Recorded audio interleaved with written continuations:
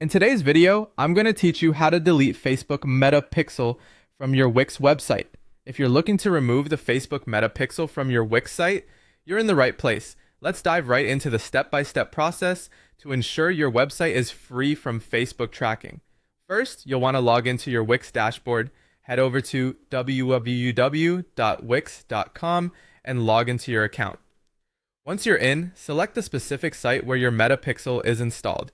It's important to choose the right site, especially if you're managing multiple websites, so take a moment to verify you're in the correct project dashboard.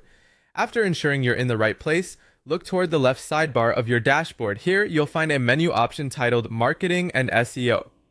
Clicking this will take you deeper into Wix's marketing tools. Once there, select Marketing Integrations. This is where you'll see all the connected marketing tools available on your site.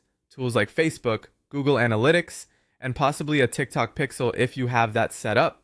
The next task is to locate the Facebook Meta Pixel integration. In the list of integrations, you should find an item labeled Facebook Pixel or Meta Pixel.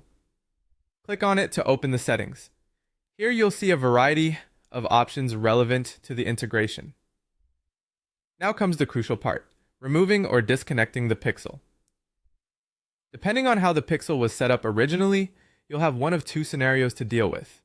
If it was added through Wix integrations, there will be a button labeled Disconnect or Remove Integration. Click on that button and confirm your action when prompted. This will ensure that the MetaPixel connection is completely removed from your site. With the pixel disconnected, don't forget to publish your changes. Look to the top right corner of your Wix editor and you'll see the Publish button. Click it to ensure all changes are live. It's a good idea to visit your live website afterward to verify that everything is loading correctly and that no lint is left over from the pixel.